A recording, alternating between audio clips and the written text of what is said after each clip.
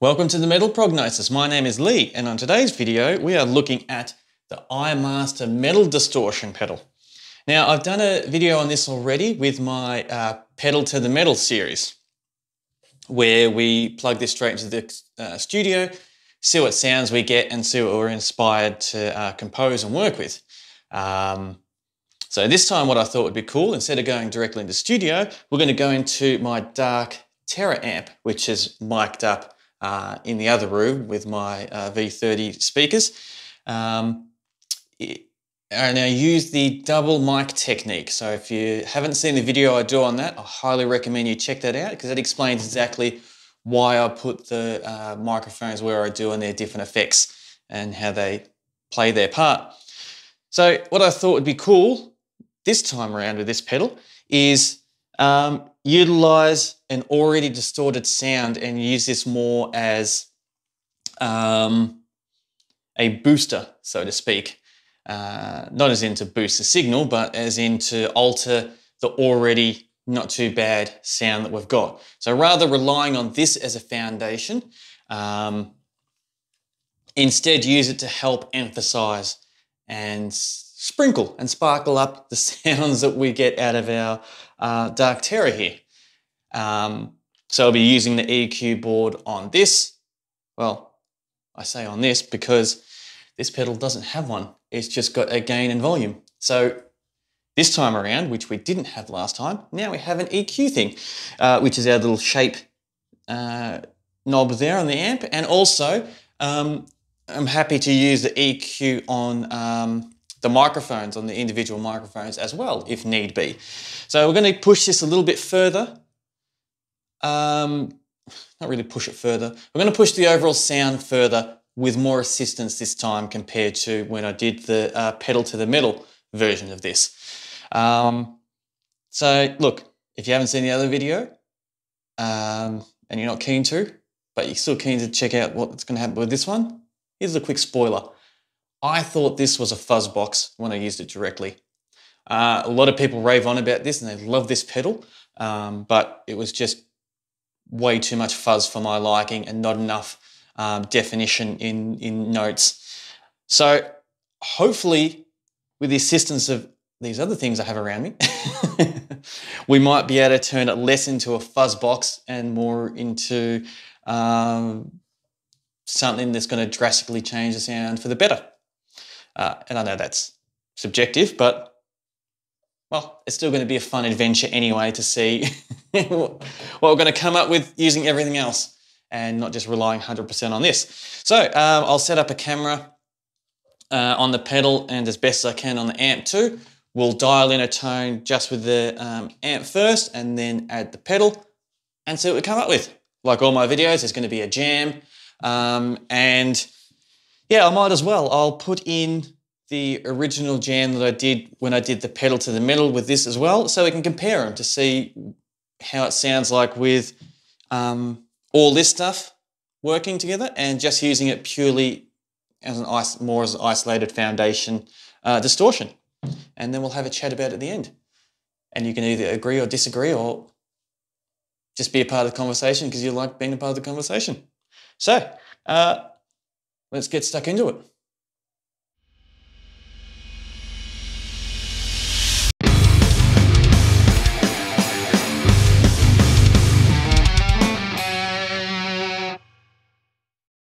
Now we have everything set up, now we can actually start playing. So normally what I would do during the video is show you the sound that I have normal before anything's turned on. Because we're running through an amp, got nothing to work from. So let's first dial in a good tone from the orange Dark Terror, covering the Dark Terror there, but that's okay. And then we'll get the pedal happening. So.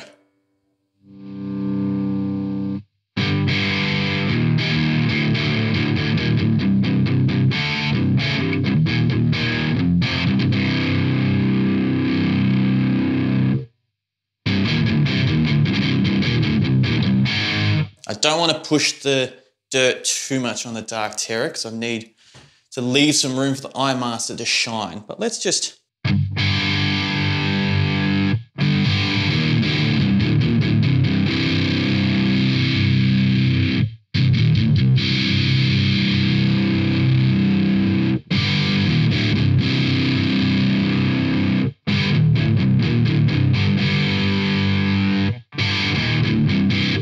let's leave it there for now. Yeah, but that shape knob is has a lot of versatility for such a small thing that I fully don't understand. But we will be touching again anyway. Let's get the Eyemaster happening.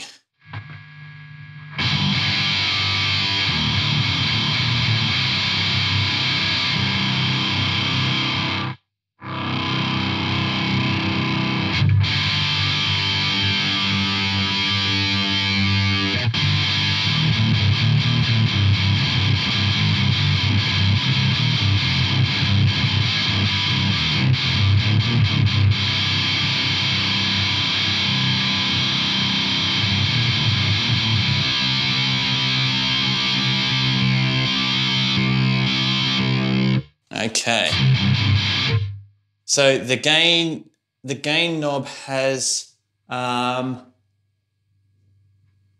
like a disabled little click to it. So for example, if I just put it, you hear the hiss come through. That is nothing but hiss.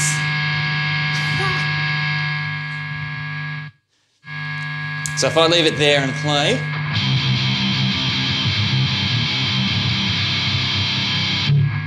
and then I'll dial it down,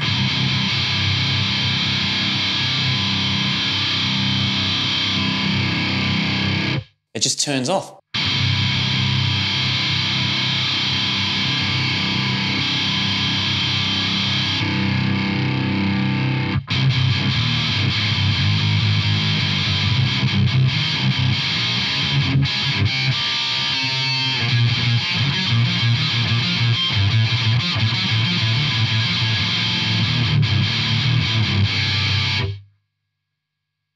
Okay, let's see if we can clean this up a bit because it's still very strong. It's got a strong fuzz about it.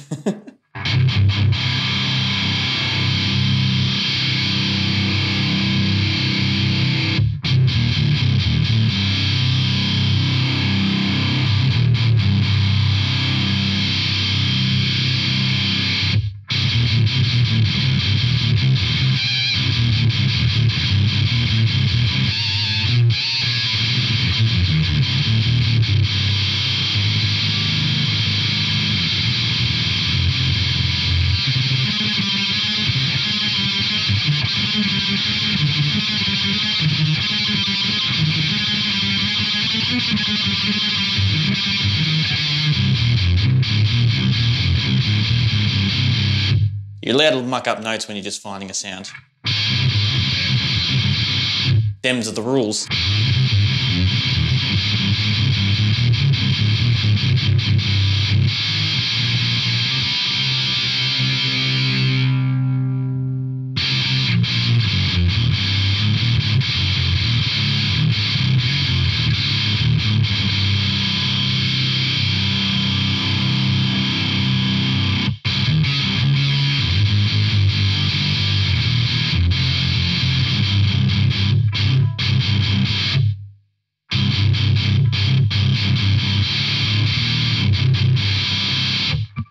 So let's see how it sounds. Let's sneak in a quick drink. Let's see how it sounds with each microphone isolated. So here is the E609.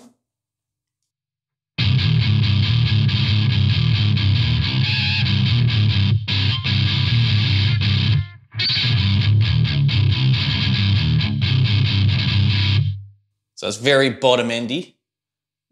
So let's bring out the SM57.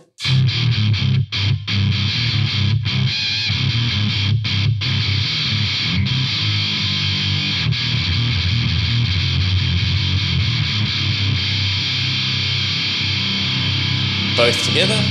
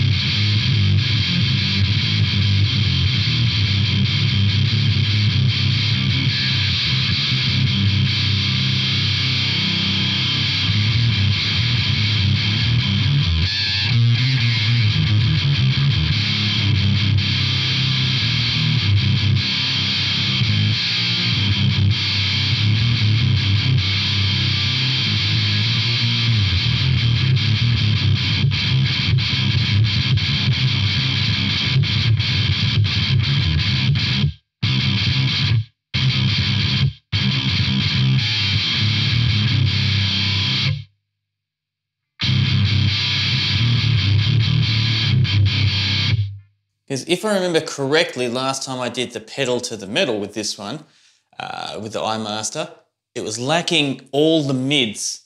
So now let's just bring up the EQ bar and see how the mids, I mean, even the hiss is showing a lot of low end coming through.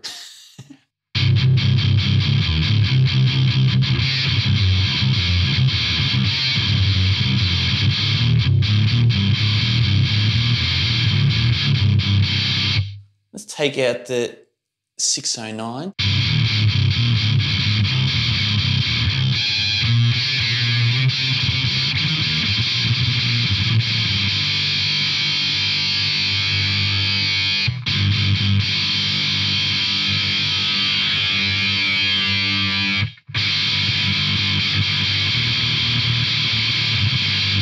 Now you can't see that on camera, sorry. I just added some mids on the SM57 microphone.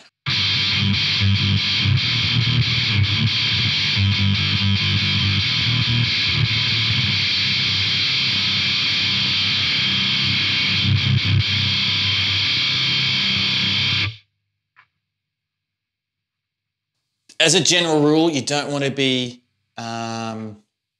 like chasing tones or EQing with your eyes. So I don't want to be looking at that as a gospel on how I should be coming up with my sounds. I use it as a reference just to see if what I'm hearing is correct, and it is. I'm hearing a lot of low end with not much mids. So I've added some mids in there. Now let's bring in the 609 back in.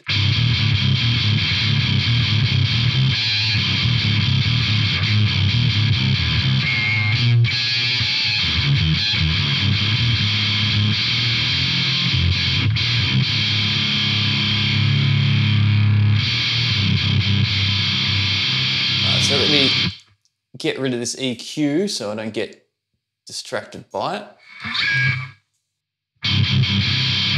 Just want to roll out some low end. Let's see how. So this is just the 609 microphone.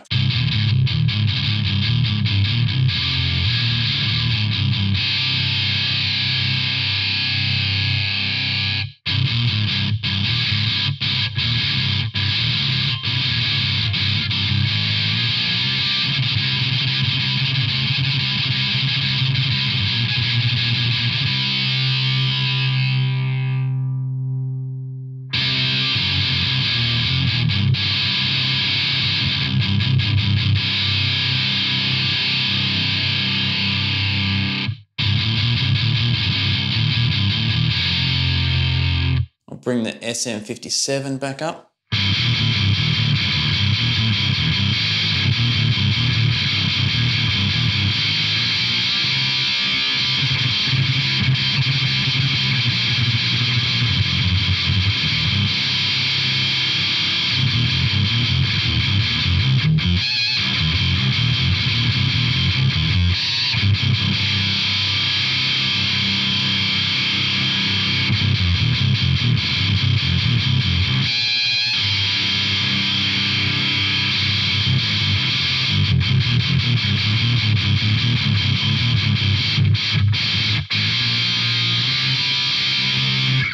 So that's definitely helped clean up the low end a little bit, so it doesn't seem, fix my mic, doesn't seem as muffled in the low ends.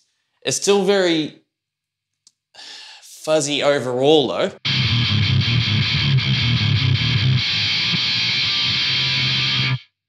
But it's not too overbearing compared to when I did the pedal to the middle run through with it.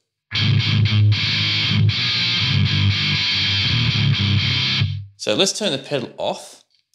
And this is a sound that we've got now with the EQing of the microphones and the Orange Dark Terror.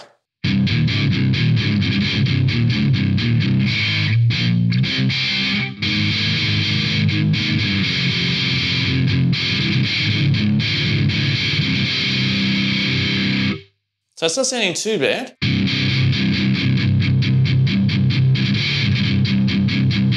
So there is a decent amount of bottom end already just in there. So the fact that the pedal emphasizes that more isn't against the pedal. It's doing what it needs to do. So now we turn it on.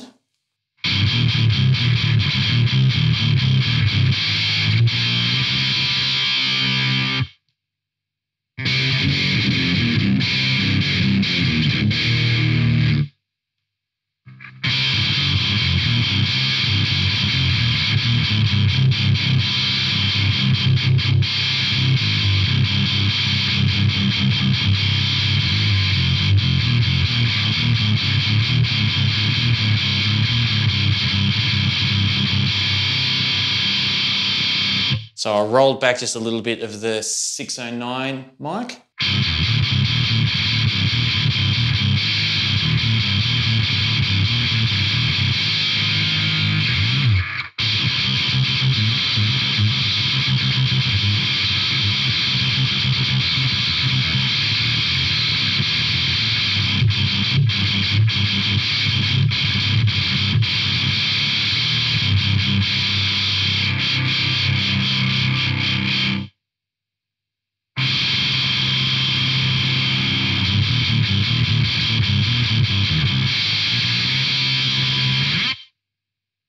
Yeah, so I've got, what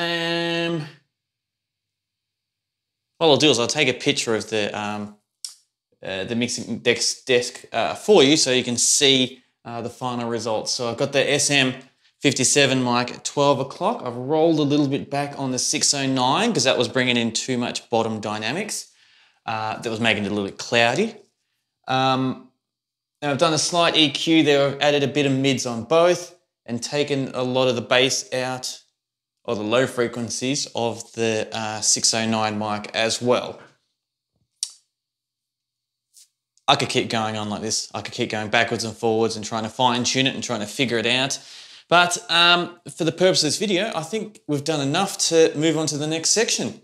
If this was for a recording for an album or an EP or something, I would be definitely recording a few different riffs, doubling up on it, listening back, changing it, doubling up on it, listening back, and keep going backwards and forwards. I'll be adding a bass to see how it all flow and what would be the best combination to have in all the mix, whether it be the EQing here, the gain here versus the gain in the Eyemaster, sorry, compared to the gain in the Dark Terror, and the EQing on the mixing console to see what's the best combination of flow between all three. And plus, if you're working on a recording for an EP or an album, you'd have the song down already, or at least 90% of it. So you'd know the riff that you're playing, so you'd know how much palm muting there was, how fast it was, how slow it was, how much carrying notes, how much lead work, and what you'd need to actually cater and work around. We're doing the opposite. We're coming at the sound first and then seeing what it inspires us to actually play. So I'm going to move on to the inspiring part. I'm going to turn off the cameras for a bit, doodle around a little bit more just playing. So I'll leave all the settings the same because it's finalized now. This is what we're using. Doodle around for a bit, record something, share it with everyone, and we'll listen to the other track that I did for the pedal to the metal so we can listen to them back to back and check them out and have a chat about it afterwards. So in saying that, I'll be back very soon and you'll be hearing some tunes in approximately 4 seconds.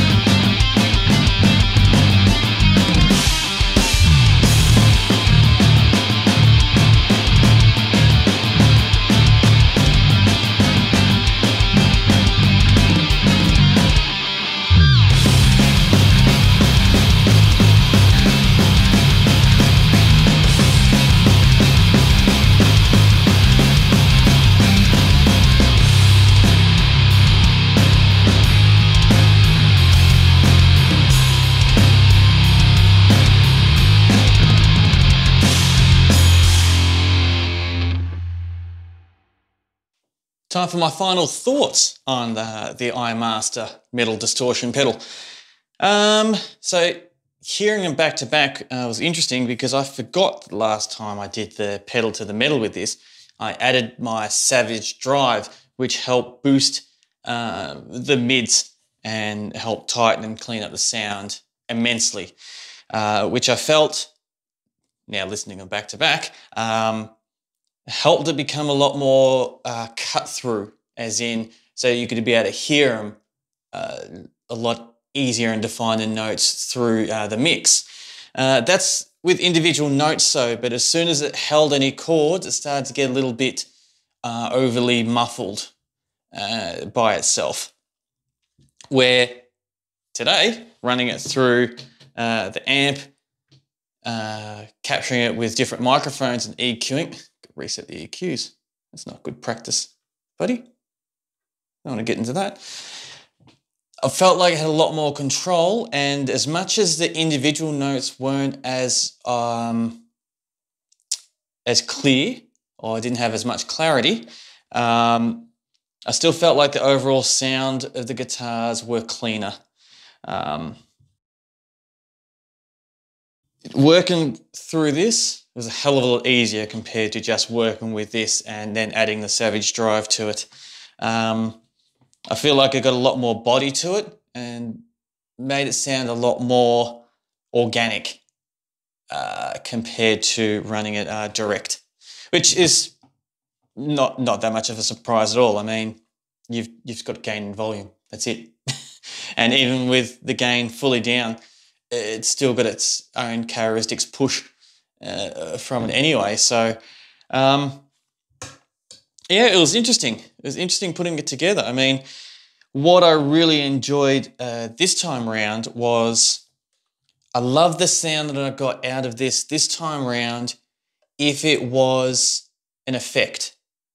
So, for example, some vocalists use the telephone effect where it sounds like their voice is going through an old telephone from the 90s, where I feel like you could do the same with this with the guitars. So say for either an intro or a middle of the song break, where you can have this as a guitar effect to come through before it breaks in and really opens up to its other distortion sound that it would have going through it. That would be friggin' amazing. Or using this as, I describe it as an auxiliary run, but in layman's terms, how do I describe it? Like as a mix to go along with already the really good distortion sound. So let's say you got this distortion sound and you set that at up here, and you bring in this one just to bring it into the bass to give it that extra little edge just underneath. So it's not fully in the mix where it's going to really stand out, but it changes that guitar tone enough to give it a really nice gritty type of sound to your already clean distortion. I think it'd be, yeah, friggin' awesome for that. It'd be brilliant. Lots of fun playing along with it still. The jam was good. It didn't really handle the unclean chords, I think is the best way to try explain it. So as soon as I did straight chords, it wasn't too bad. As soon as I added some complex harmonies to it, or some more challenging ones, it kind of just muffled into not much at all, and they weren't really that identifiable, unfortunately. What really did help this pedal this time around though was the bass. I did a little bit more of a cleaner bass tone for this, and that really helped carry the defining notes of what the guitar was actually playing, which was really cool, which kind of backs up my theory before, as it would be awesome to use as a backing to a different guitar distortion, more so than the main guitar distortion to use. So yeah, running the bass with it worked really, really well. I really thought that helped bring this pedal to life as well. But yeah, just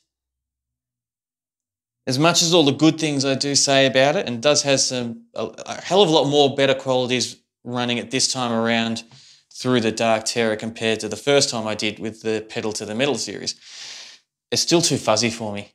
I still really feel like a lot of the chords and the multiple notes on top of each other just get lost and unidentifiable,